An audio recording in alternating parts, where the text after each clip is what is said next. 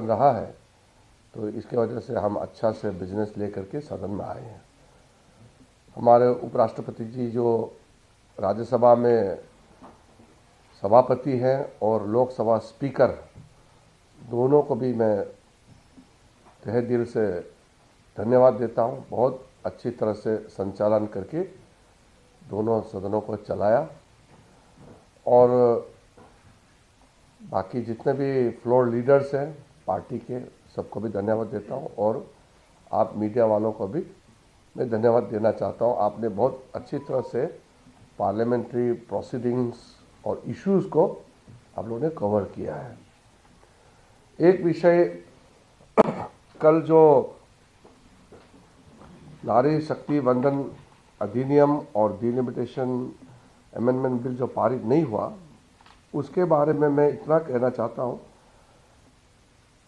राजनीति से प्रेरित होकर के और महिलाओं को अधिकार नहीं देने का मानसिकता लेकर के कांग्रेस पार्टी और विपक्षियों ने कॉन्स्टिट्यूशनल अमेंडमेंट को जो पारित नहीं होने दिया 2/3 मेजॉरिटी से, उससे हम लोग सब दुखी हैं।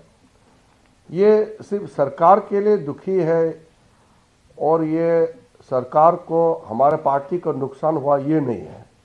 हम दुखी इसलिए है कि ये नुकसान देश के महिलाओं को हुआ है।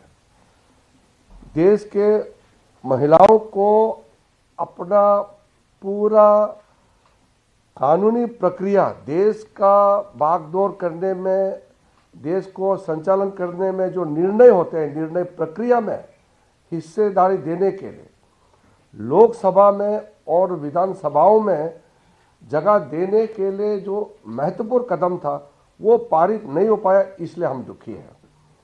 ये इसको सरकार का फेलियर, हमारा पार्टी का फेलियर बिल्कुल नहीं मानना है। ये देश के ऊपर में बहुत बड़ा आघात कांग्रेस पार्टी और कुछ दलों ने पहुंचाया है। इसलिए कांग्रेस पार्टी और उनके कुछ साथियों को महिलाओं का आक्रोश को झेलना पड़ेगा। कांग्रेस पार्टी के ऊपर भी यह काला दाग, महिला विरोधी का जो दाग चिपक गया है, ये कभी खत्म होने वाला नहीं है। इसलिए इसको हमारा सरकार पार्टी का विफलता मत समझे और महिलाओं को अधिकार नहीं दे करके सेलिब्रेशन करना, ये तो घोर पाप है। कोई आपने पार्टी दुनिया में देखा है क्या? महिलाओं को अधिकार नहीं देने का फैसला करके और उसको वो जीत मानते हैं। महिलाओं का आरक्षण लोकसभा और असेंबलीज में, ये हम सबका दायित्व है, उसको देना है। और उसको नहीं देने का कांग्रेस का मानसिकता और उस बिल को गिरा करके फिर जश्न मना रहे हैं, इससे बड़ा महिला विरोधी मानसिकता कैसे आप दर्शा सकते हैं? यही पूर्ण रूप से अपना छवि को इन्होंने दिखा दिया है। बहानाबाजी नहीं चलेगा, अलग अलग बहाना नहीं चलेगा। सीधा सीधी बात है, महिलाओं को जो अधिकार देना चाहिए उसको कांग्रेस और उसके साथियों ने गिराया है। तो हमारे लिए क्या, हम तो सरकार में है ही, हम तो चुन के आए हैं, लोगों ने वोट दिया है। मोदी जी के नेतृत्व में हमको तीसरी बार जनादेश देकर के सत्ता में बिठाया है, तो सरकार तो है। दुखी इसलिए कि महिलाओं को अपना अधिकार नहीं मिला। तो इसलिए कांग्रेस पार्टी को आप लोग भी बताना है, जश्न मनाने का जरूरत नहीं है, ये तो पाप काम किया है। महिलाओं को अधिकार नहीं देकर के जश्न मना रहे, ये तो शर्मनाक बात है। इसलिए ये जो बजट सेशन है बहुत सक्सेसफुल बजट सेशन रहा है। बस महिलाओं का अधिकार देने में असमर्थ रहा है। हमने कल पार्लियामेंट में भी कहा है कि महिलाओं को जो इज्जत, सम्मान और महिलाओं के लिए जो उत्थान देने वाला काम मोदी जी ने जो किया है, कोई सोच भी नहीं सकता है। लेकिन ये हम आगे भी करते रहेंगे। मोदी जी ने कहा है कि उनके महिलाओं के प्रति जो उनके सोच, उसका सम्मान देने का जो अभियान है, ये पहले से भी और ताकत होकर के हम लोग आगे काम करेंगे। इसलिए प्रधानमंत्री जी को मैं धन्यवाद देता हूं कि पूरा प्रयास किया हम लोगों ने, महिलाओं को अधिकार मिले, पूरा ताकत लगाया। अब ये कांग्रेस और उसके साथी जो है मानने के लिए तैयार नहीं है, तो उसको हम मारपीट करके ज़बरदस्ती तो वोट डलवा नहीं सकते हैं। उनका सोच ही महिला विरोधी है, तो हम उनको ज़बरदस्ती फिजिकली पकड़ के तो वोट नहीं डलवा सकते। तो हमने डेमोक्रेटिक प्रोसेस से हमने वोट डाला, उसका समर्थन मांगा। बार बार मैंने कांग्रेस अध्यक्ष से, कांग्रेस के नेताओं से बार बार बात किया। वो सिर्फ चिट्ठी लिखता है, मीटिंग में आते नहीं है। बाकी पार्टी लोग सब आए मीटिंग में, गृह मंत्री जी, मैं, हमारा कानून मंत्री अर्जुन जी, कितने बार हम लोगों ने मीटिंग किया, सबसे मीटिंग किया, और कांग्रेस पार्टी सामने में आते नहीं है। और फिर बोलता है कि चर्चा नहीं होते, सामने में नहीं आता है, चिट्ठी लिखता 3 बार, फिर बोलता है कि चर्चा नहीं करते। तो इस तरह का जो महिला विरोधी जो सोच है कांग्रेस पार्टी, वो तो देश के सामने में उजागर हो गया है। अफसोस की बात है, उसको तो महिलाओं का गुस्सा झेलना पड़ेगा कांग्रेस को, लेकिन हम लोग तो अपना प्रयास है निरंतर भविष्य में हम लोग करते रहेंगे।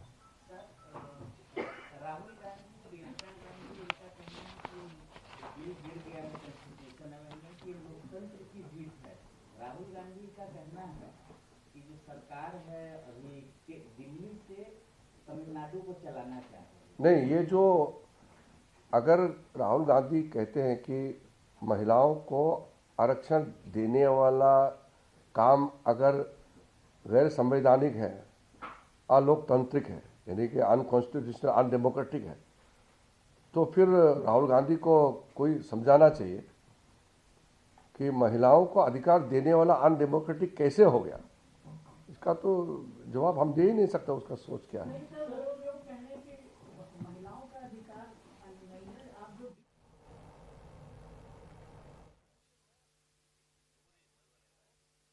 बोलने का आवश्यकता नहीं है।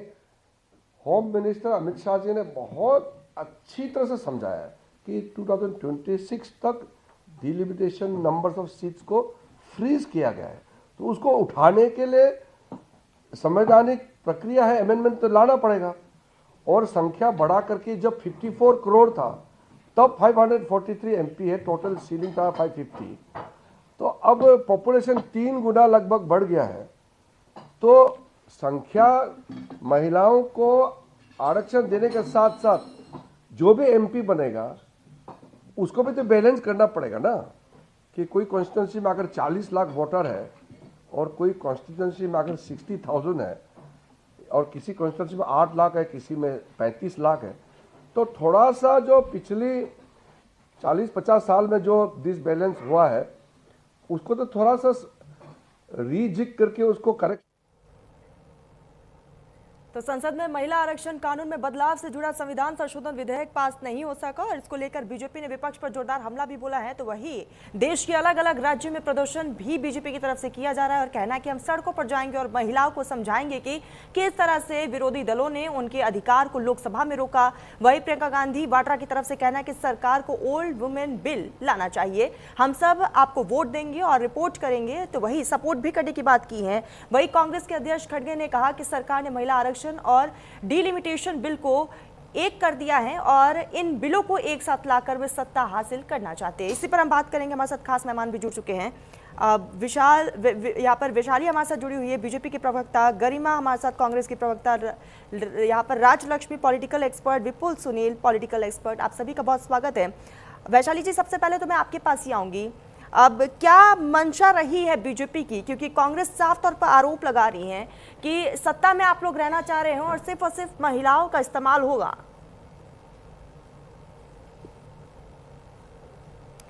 वैशाली जी, आपकी आवाज नहीं आ रही है, ऑडियो अनम्यूट करिएगा। देखिए, कल जो हुआ है, सबसे पहले जो कल का जो दुर्भाग्यपूर्ण दिन था, उससे कांग्रेस की मंशा सामने आई है। और जहां तक रही हमारे सत्ता में रहने की बात, तो देश में तो 140 करोड़ की जनता का विश्वास भारतीय जनता पार्टी पर, नरेंद्र मोदी जी की सरकार पर है। तो ये काम तो महिलाओं के उसमें किया जा रहा है, महिलाओं के समर्थन में किया जा रहा था। लेकिन बार बार जो कांग्रेस है, आज कांग्रेस की मंशा फिर से जाहिर हुई है कि केवल लड़की हूँ, लड़ सकती हूँ, ऐसी ये बातें कर सकते हैं, ऐसे ये कैंपेन चला सकते हैं महिलाओं का वोट लेने के लिए। लेकिन जब असल में महिलाओं को राजनीति में उनका हक देने की बारी आती है तो ये सबसे पीछे चले जाते हैं। इनका महिला विरोधी चेहरा जो है फिर से जनता के सामने आ जाता है। ठीक है गरिमा जी, मैं आपके पास ही आऊंगी। क्या सिर्फ और सिर्फ विपक्ष जो है महिला का अधिकार नहीं चाहता, ये आरोप लगाया जा रहा है? क्या आप लोग नहीं चाहते कि महिलाओं का उत्थान हो? देखिए, वैशाली जी ने कहा कि हम सिर्फ बातें करते हैं, हम अधिकार देना नहीं जानते। तो मैं वैशाली जी को बताना चाहती हूँ कि आज से 110 साल पहले एनी बेसेंट को हमने कांग्रेस का अध्यक्ष बना दिया था। हमने सरोजनी नायडू को वो अधिकार दिया। हमने 1965 में पहली प्रधानमंत्री इंदिरा जी बन गई थी। हमने 1931 में महिलाओं को वोट का अधिकार दे दिया था और आजादी के बाद संविधान में भी इसको लागू किया, जिसके लिए अमेरिका को 150 साल तक संघर्ष करना पड़ा। और पंचायती राज में 15 लाख जो आपको महिला प्रतिनिधि दिख रहे हैं पंचायती राज में और नगर निकायों में, वो कांग्रेस पार्टी की देन है। तो पहली राष्ट्रपति हमने दी, पहली स्पीकर हमने दी, पहली प्रधानमंत्री हमने दी। अब और क्या इनको साबित करना? प्लीज आप में से किसी का ऑडियो बैकग्राउंड में चल रहा है, उससे प्लीज आप म्यूट करिएगा। जी गरिमा जी, प्लीज अपनी बात कंप्लीट करिए। हाँ, तो मेरा कहने का मतलब है, कथनी करनी में तो इनके फर्क है। और कौन से बिल की बात कर रहे हैं ये कि हमने विरोध किया? हमने तो 2023 में बिल को सर्वसम्मति से पास कर दिया। क्यों आपने लागू नहीं किया? क्योंकि नियत में खोट आपके है। आपने ये परिसीमन और जनगणना की कंडीशंस क्यों जोड़ी उसके साथ? अगर आप महिला हितैषी हैं तो 2023 में जो बिल पास हो गया दोनों सदनों से, उसको लागू करिए ना, तुरंत लागू करिए। हम भी सपोर्ट करेंगे, वोट करेंगे। तो महिला विरोधी कांग्रेस पार्टी नहीं है, ये सोची समझी एक षड्यंत्र, एक प्रपंच है जो भाजपा के द्वारा रचा गया है। भाजपा को पहले दिन से पता था उनके पास नंबर गेम नहीं है। उनको पहले दिन से पता था कि वो जिस तरह की कंडीशंस जोड़ रहे हैं 2011 की जनगणना के आधार पर परिसीमन करने की, उस पर विपक्ष कभी सहमत नहीं होगा। उनको पहले दिन से पता था ये गिरेगा ही गिरेगा। और इनकी मंशा और नियत नहीं है महिलाओं को आरक्षण देने की, तभी तो 5 मिनट के अंदर ये प्लेक कार्ड छपकर आ गए। इनको कैसे पता कि बिल गिर जाएगा? आप बताइए, 7:35 पर बिल गिरता है सदन के अंदर और 7:40 पर महिलाएं जो है प्लेक कार्ड लेके खड़ी आपको दिखाई पड़ी। तो ये सोची समझी सुनियोजित रणनीति का हिस्सा है कि करो खुद और बदनाम कर दो, विपक्ष को ठीकरा फोड़ दो विपक्ष के ऊपर। लेकिन इस देश की महिलाएं साक्षर हैं, वो जानती हैं कि ये संघीय ढांचे पर प्रहार था, ये दक्षिण भारतीय राज्यों के संग सौतेला व्यवहार था, ये ओबीसी महिलाओं को जो प्रतिनिधित्व नहीं इसमें प्रावधान जोड़ा गया है उनके हक और अधिकार को मारने वाली बात थी। तो हम अपने देश के, देखिए आरक्षण मुझे भी चाहिए, गरिमा दसौनी भी चाहती है वो सदनों में जाए, लेकिन सालों साल का हमारा संघर्ष है। लेकिन अपने देश की अखंडता, उसकी संप्रभुता, उसकी अनेकता में एकता से जिसको भी प्यार होगा वो निश्चित रूप से इन बिलों को नकारेगा। और ये बिल, फिर एक बार स्पष्ट कर देना चाहती हूँ अपनी माताओं बहनों को, ये बिल जिस पर चर्चा हो रही थी ये महिला आरक्षण का था ही नहीं, ये परिसीमन का बिल था। परिसीमन माने हर सदन में, विधानसभा हो या संसद हो, 50% की सीट की बढ़ोतरी कर रहे थे। दक्षिण भारतीय राज्यों का शेयर कम होता चला जा रहा था और कम होने से क्या होता है, वही होता है जो मणिपुर के साथ हुआ। क्योंकि मणिपुर से केवल 2 सांसद हैं सदन के अंदर, इसलिए मणिपुर 3 साल तक जलता रहा, कोई सुनवाई नहीं हुई, कोई देखने वाला नहीं। मणिपुर में बेटियां जलती रही, महिलाओं को नग्न अवस्था में परेड कराया गया, हाथरस और उन्नाव में बेटियों की सुध नहीं ली गई। यहाँ अंकिता भंडारी का हाल आपने देखा, महिला पहलवानों का हाल आपने देखा। तो भाजपा राज में मसीहा बनने का 2 बार सुनहरा मौका मिला था मोदी जी को। ठीक है गरिमा जी, आऊंगी, लंबी चर्चा होगी, आऊंगी गरिमा जी आपके पास, वैशाली जी मैं आपके पास भी आऊंगी, विपुल जी मैं आपके पास भी आऊंगी। आप इस पूरे बिल को किस तरीके से देखते हैं, परिसीमन वर्सेस महिला आरक्षण बिल? जी नमस्कार, साथी पैनलिस्ट को नमस्कार। मुझे लगता है कि बहुत सुनहरा मौका था ये, जिसे पारित होने देना चाहिए था इस बिल को। और मोटे तौर पर जो बात अभी कांग्रेस की प्रवक्ता कर रही थी या बीजेपी की प्रवक्ता भी कर रही थी, दोनों लोगों को मैंने सुना, ये चीज समझना चाहिए इन्हें, कांग्रेस की प्रवक्ता को भी, कि ये बिल लाया जा रहा था जिसे वो कह रही हैं कि केवल परिसीमन के लिए, ये मोटे तौर पर महिला आरक्षण के लिए नहीं लाया जा रहा था। महिला आरक्षण को और सुचारू ढंग से मतलब लागू करने के लिए परिसीमन के साथ अगर हम लेकर के आ रहे हैं, मुझे लगता है सरकार लेकर के आ रही थी। कह रही है विपक्ष की 2023 का आंकड़ा ले लें, दिक्कत है तो जी तो नहीं लेकर के आ रहे थे, तो मुझे लगता है कि इसका और स्वागत किया जाना चाहिए। नहीं, हमने तो कोई विरोध नहीं किया भाई, 2023 में ये लाए, हमने तो सर्वसम्मति से पास कर दिया दोनों सदनों में। विपक्ष ने तो कभी विरोध किया ही नहीं। कंडीशंस क्यों जोड़ रहे हैं? अगर महिलाओं को सौगात देना चाहती है, भाजपा की नियत में खोट नहीं है तो तुरंत लागू करे ना 2023 वाला बिल। आपने कहा कि महिला आरक्षण बिल नहीं है। मुझे लगता है कि दोनों तीनों की बात करके एक साथ लाया गया था ये, और ये सबसे बेहतर तरीका है कि कभी भी सीटें अगर किसी आरक्षित करनी है तो सीटें जो बढ़ रही हैं उसी समय किया जाए। प्रैक्टिकली इसको लागू किया जाता रहा है, चाहे हायर एजुकेशन में मंडल कमीशन के बाद जब ओबीसी का आरक्षण ऐसे आया तब, चाहे हायर एजुकेशन में अर्जुन सिंह कांग्रेस के शिक्षा मंत्री हुआ करते थे, जब उन्हें 27% ओबीसी का रिजर्वेशन देना था तो उन्होंने 54% सीटें हायर एजुकेशन में इंस्टीट्यूट में बढ़ाया, और उसको लागू करने में आसानी होती है। मैं ये बात कर रहा था, बात को थोड़ा समझ लीजिए, सुन लीजिए, फिर आपको आपत्ति करनी होगी, आप मेरी बात पर आपत्ति कीजिए। नहीं तो जनगणना 2011 की लेना चाहिए। एक एक करके गरिमा जी आऊंगी पूरा समय आपको भी गरिमा जी कल गृह मंत्री एक एक करके मुझे एक रिएक्शन राजलक्ष्मी जी से भी लेना है, एक एक करके। हाँ, 2021 में जनगणना होनी थी, ये सबको पता है। कोरोना आ गया, नहीं हो पाई, हम सब सहमत है। कोरोना आ गया, कोरोना फैल गया पूरे देश में। जो 10 साल में जनगणना होनी होती है वो नहीं हो पाई। पिछले 5 साल में क्या किया निकम्मी सरकार ने? क्यों नहीं कराई आपने जनगणना पिछले 5 सालों में? ठीक है आऊंगी राजलक्ष्मी जी, मैं आपके पास ही आऊंगी। आपको क्या लगता है सत्ता पक्ष ने इसमें परिसीमन की एंट्री करवाकर इस बिल को और ज्यादा लेट करने की कोशिश की है? आऊंगी राजलक्ष्मी जी।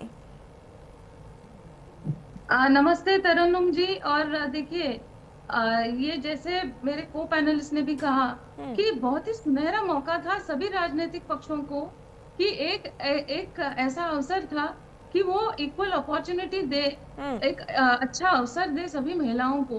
जैसे मुझे पता है कि सभी के ऐसे आशाएं होती हैं कि हम भी जाएं, विधानसभा में जाएं, लोकसभा में जाएं, ये सब जो है ये आशाएं होती हैं सभी महिलाओं की, लेकिन सबको अवसर नहीं मिलता।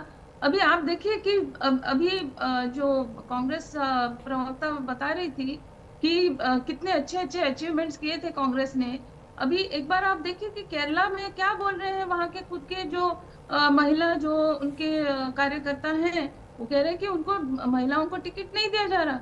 तो देखिए ये सब जो है वो जो कथनी और करनी में कितनी फर्क है, ये आप सभी राजनीतिक पक्षों को देखिए कि देखिए ये बिना आरक्षण के मुझे नहीं लगता कि कोई भी राजनीतिक पक्ष ये रिस्क लेगा कि इतने सारे महिलाओं को टिकट दें। लेकिन अगर ये आरक्षण होता तो कम से कम आज शुरुआत तो होती। और मुझे ये मेरा एक ऐसा स्वप्न है कि कभी ना कभी ऐसा एक दिन आएगा कि आरक्षण के बिना ही वो जैसे समान एक संख्या होगी सभी महिलाओं पुरुषों की। जैसे स्कूल और कॉलेज में अभी हमको महिलाओं के लिए आरक्षण की आवश्यकता नहीं होती, ऐसे पार्लियामेंट में भी हो कभी ना कभी।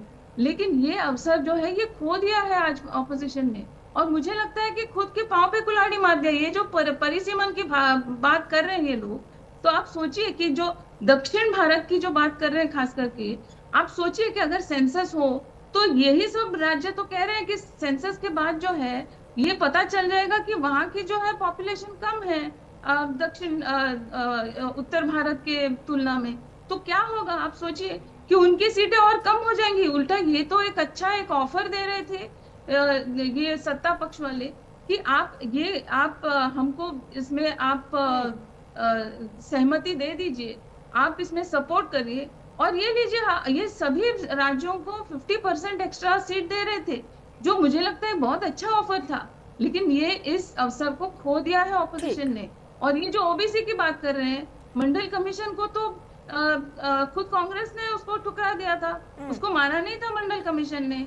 उसको तभी तो राजीव गांधी जी ने क्या कहा था, ये आरक्षण, ये रिजर्वेशन, ये सब जो है इससे मेरिट पे बहुत असर पड़ता है। ठीक है। ये तो ये क्वालिटी पे असर पड़ता है। तो आज ये लोग ओबीसी और ये जो साउथ स्टेट्स को नुकसान होगा, ये सब जो है मुझे लगता है बहाने हैं। ये उसके चलते ये होगा। ठीक है कि आगे जब गरिमा जी जवाब दीजिएगा, महिला विरोधी पार्टी करार दिया जा रहा है, और साथ ही ये भी जवाब दीजिएगा कि जब सत्ता में आप लोग थे तो महिला आरक्षण के लिए क्या कुछ किया आप लोगों ने? बिल्कुल, देखिए हमेशा मैंने गिना दिया आपको कि 110 साल पहले, आज से 110 साल पहले एनी बेसेंट को महत्वपूर्ण पद पर बैठाया हमने, सरोजनी नायडू को महत्वपूर्ण पद पर बैठाया। और आज जो पंचायतों में महिलाएं चुनकर आ रही, क्या वो सब गांधी परिवार से हैं? क्या मीरा कुमार जो पहली स्पीकर बनाई गई कांग्रेस के द्वारा, महिला स्पीकर, वो कांग्रेस परिवार की थी? तो पहली राष्ट्रपति प्रतिभा पाटिल जो हमारे द्वारा बनाई गई, वो क्या कांग्रेस परिवार से, गांधी परिवार से थी? तो कहीं ना कहीं देखिए, हमने कथनी और करनी में फर्क नहीं किया। 96 में ये बिल आया, 98 में आया, 99 में आया, 2008 में आया, 2010 में आया। नंबर गेम हमारे पास नहीं था, इसलिए ये पारित नहीं हो पाया। 2017 में राहुल जी ने चिट्ठी लिखी मोदी जी को, you have the right numbers, आपको एब्सोल्यूट मेजॉरिटी है मोदी जी, जो हमारा ब्रेन चाइल्ड है, हमारा एक छोटा सा पौधा है, जैसे मनरेगा हमारा ब्रेन चाइल्ड है, आधार हमारा ब्रेन चाइल्ड है, आरटीआई, आरटी, भोजन का अधिकार, ये सब कांग्रेस की देन है इस देश को। और आज तक इनमें कोई संशोधन करते हुए आपको नहीं दिखाई पड़ा, क्योंकि हम थोक बजा के होमवर्क करके लाते हैं कोई भी योजना। जीएसटी के बारे में गूगल करिए, सैकड़ों नहीं हजारों संशोधन हो गए। नोटबंदी जिस बात के लिए लागू की गई वो हासिल ही नहीं हुआ वो लक्ष्य हमको। तो कुल मिलाकर भाजपा गरम गरम खाकर मुंह जलाती है। हम तो कह रहे हैं 2014 में, 2019 में मौका था, ये राजलक्ष्मी जोशी जी जो राजनीतिक विश्लेषक बनकर बैठी हैं और एक तरफा इनका झुकाव है, मैं पूछना चाहती हूँ राजलक्ष्मी जी से, why don't you ask this question to mister Modi, why don't you ask this question to BJP ma'am कि 14 में और 19 में एब्सोल्यूट मेजॉरिटी तब क्यों नहीं है? Why don't you ask this question कि 2001 से लेकर 2026 तक जनगणना क्यों नहीं कराई? आप 2011 की जनगणना के आधार पर परिसीमन करना चाह रहे हैं और 10 करोड़ लोगों को खाद्य सुरक्षा नहीं मिल रही है, बिकॉज हमारे पास जनगणना नहीं है फ्रेश। सारे पुराने लोगों को खाद्य सुरक्षा मिल रही है, जो आबादी बड़ी है 2011 से 26 के बीच में, वो लाभान्वित नहीं हो पा रहे खाद्य सुरक्षा से। तो आप अगर परिसीमन भी 2011 की जनगणना से करेंगे तो कितना नुकसान होगा। हमसे 2023 में क्यों किया पारित सारे विपक्षी दलों ने, क्यों पास किया इसको 2023 में? इसलिए क्योंकि हमें सब दिखाए गए कि नया ताजा जनगणना होगी। एक लाइन में जवाब दे देती हूँ, एक लाइन में जवाब दे देती हूँ इनकी बातों का। गरिमा जी, महिला अध्यक्ष महिला अध्यक्ष बना नहीं पाई, प्राइम मिनिस्टर कोई महिला बना नहीं पाई, आरएसएस का कोई प्रमुख महिला बना नहीं पाई, प्रधानमंत्री ऐसे डिस्कशन नहीं हो सकता। एक एक करके मुझे जवाब देना, ये जवाब दे रही है गरिमा जी, जवाब मिल रहा है। वैशाली जी जवाब दे रही है आपको। गरिमा जी बताइए ना, वैशाली जी जवाब दीजिएगा। ये महिला सम्मान की बात कर रही हैं, आपकी नियत में खोट है, मंशा में खोट है। बेसिकली बात ये है, आप लोग महिला आरक्षण की आड़ में सीटों का बंटवारा असम और जेएनके की तरह करना चाह रहे थे। आप लोग चुनावी हेरफेर करके अपने लिए लाभकारी योजना बना रहे हैं। गरिमा जी पूरा वक्त आपको मिला है। गरिमा जी पूरा वक्त मिला है, सुन लीजिए, जवाब भी सुन लीजिए। गरिमा जी फिर ऐसे सत्ता पक्ष सही कहता है कि कांग्रेस सुनती नहीं है, कांग्रेस सुनती नहीं है। गरिमा जी ऑडियो म्यूट करवाना पड़ जाएगा, रुक जाइए।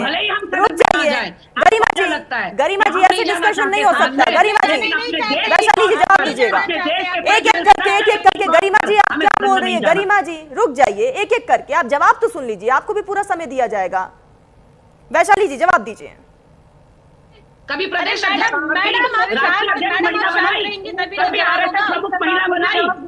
बताइए ना, वैशाली जी जवाब सुन लीजिए। गरिमा जी जवाब सुन लीजिए, सुनने की भी क्षमता रखिए। वैशाली 2011 चिल्ला रही है। कल देश के गृह मंत्री जी ने संसद में क्लियर किया है कि 2026 की जनगणना के बाद के आंकड़ों पर परिसीमन होगा। आप क्यों नहीं बता रही है जनता को? क्यों आप फैला रहे हैं? बिल्कुल नहीं, कल देश के गृह मंत्री जी ने क्लियर किया है, उनका भाषण है, उनका भाषण है, आप सुन लीजिए। आप ये एक महिला होने के नाते आप सवाल पूछिए, आप भाजपा से ये सवाल पूछिए कि हम महिलाओं के आरक्षण के समय पर ही ये तो कंडीशन लगानी है। आपने पूछना चाहिए सर, ये दोनों कंडीशन के बिना कर दीजिए ना। आरक्षण देना है दे दीजिए ना, नहीं आरक्षण देना है दे दीजिए, कंडीशन क्यों जोड़ रहे हैं? 129 से बढ़ा के 95 की जा रही है। आरक्षण देना है तो देना, कंडीशन क्यों जोड़ रहे हैं? जब 500 हम तो ये कह रहे हैं आरक्षण देना है तो दे, कंडीशन क्यों जोड़ रहे हैं? आपको शांति से सबने सुना, आप दूसरों को नहीं बोलने देंगी तो कैसे चलेगा? मैं ये पूछ रही हूँ, हम याचक गरिमा जी आपके हर एक सवाल का जवाब वैशाली जी दे रही है। गरिमा जी आपके हर एक सवाल का जवाब मिलेगा, लेकिन आप सुनने की क्षमता तो रखिए। रुक जाइए गरिमा जी, गरिमा जी डिबेट नहीं होती है। वैशाली जी जवाब रखिएगा। This is not ethical. Vaishali ji जवाब रखिए। तरन्नुम जी उन्होंने डायरेक्ट 1971 में कांग्रेस फ्रीज करती है। आऊंगी राजलक्ष्मी जी, आऊंगी मैं आपके पास। फ्रीज करती है। जब देश में 543 सीटें बनाई गई तब देश की जनसंख्या 500 से 54 करोड़ थी। 54 करोड़ आज 3 गुना जनसंख्या है। आप कैसे एक्सपेक्ट करते हैं कि एक सांसद 40 लाख 50 लाखों को का प्रतिनिधित्व कर सकता है सांसद में? इतना तो एक छोटा सा बेसिक से उदाहरण से समझिए ना। स्कूल में भी टीचर जो होती है वो लिमिटेड बच्चों पे होती है। जहाँ बच्चों की जनसंख्या बढ़ती है, क्लास में उसको स्प्लिट करके 2 क्लासेस बनाया दिया जाता है। मैडम मुझसे सुन लो, अब मुझसे सुन लो, असम में और JNK में परिसीमन किया गया। ठीक है राजलक्ष्मी जी जवाब दीजिएगा। आऊंगी आप दोनों के पास आऊंगी। वैशाली जी, गरिमा जी एक सेकेंड। गरिमा जी, गरिमा जी वैशाली जी रुक जाइए। ऐसे किसी को समझ में नहीं आएगा कि आप लोग क्या बोल रहे हैं। एक सेकेंड, ऐसे डिस्कशन नहीं हो सकता। राजलक्ष्मी जी आपके पास आऊंगी। राजलक्ष्मी जी आपके पास ही आऊंगी, जवाब दीजिएगा। वैशाली जी आऊंगी मैं आपके पास। राजलक्ष्मी जी। तरन्नुम जी देखिए, गरिमा जी को लगता है कि मैं पक्षपात कर रही हूँ, तो मैं आपको स्पष्ट कहती हूँ, कांग्रेस ने बहुत अच्छा काम किया है। इन्होंने इतने अच्छे अवसर दिए थे महिलाओं को। इन्होंने ये प्रस्तावित किया भी था महिला आरक्षण बिल 2010 में। उन्होंने राज्यसभा में उसको पास भी कर दिया था, लेकिन बेचारे उनके अलायंस पार्टनर्स को वो संभाल नहीं पाए। नहीं विरोध किसने? राजलक्ष्मी जी विरोध किया। गरिमा जी बात को कंप्लीट हो जाने दीजिए। गरिमा जी किया, जसवंत सिंह ने विरोध किया, राम जेठमलानी ने। आप पहले अपने फैक्ट ठीक करके लाइए। आप अपने फैक्ट ठीक करके लाइए। कितने लोगों को गुमराह करेंगे? आपने राज्यसभा में पास कराने के बाद 4 साल तक लोकसभा में बिल को पेश तक नहीं किया। पास तो बहुत दूर की बात है। आपने जवाब दूं। गरिमा जी आप पहले जवाब तो सुन लीजिए, फिर आप जवाब दीजिएगा। रुक जाइए 1989 राजलक्ष्मी जी सुनिए, 1989 में स्वर्गीय गरिमा जी ऐसे नहीं। गरिमा जी रुक जाइए, पूरा टाइम आपको दिया जाएगा। गरिमा जी का ऑडियो म्यूट करिए। गरिमा जी ऐसे नहीं, ऑडियो म्यूट करना पड़ जाएगा आपका। राजलक्ष्मी जी बात खत्म होने दीजिए पहले। नहीं 1999 बताइए विरोध किसने किया? 2000 पंचायती राज जब ला रहे थे, पंचायती राज में आरक्षण ला रहे थे राजीव गांधी, किसने विरोध किया था? किसने विरोध किया था 1989 में? गरिमा जी जब मैं आपके पास आऊंगी तब आप काउंटर करिएगा ना। रुक जाइए। 2010 में जब इनके खुद के अलायंस पार्टनर्स ने उनका समर्थन नहीं दिया, अभी तो उनके पास अवसर था, अब अभी तो दे देते। जब राहुल गांधी जी मैंने 14 और 19 पूछा था मैडम आपसे। मेरा पॉइंटेड सवाल था 2014 और 19 में मोदी जी क्यों नहीं लाए? क्या ये आपका क्वेश्चन नहीं होना चाहिए? If you are a political analyst, unbiased, अगर आप पॉलिटिकल एनालिस्ट हैं तो नहीं होना चाहिए क्या? ठीक है विपुल जी जवाब दीजिएगा। विपुल जी ऐसे डिस्कशन नहीं हो सकता। विपुल जी जवाब दीजिएगा। एक सेकेंड गरिमा जी, महिला विरोधी चेहरा। विपुल जी जवाब दीजिए।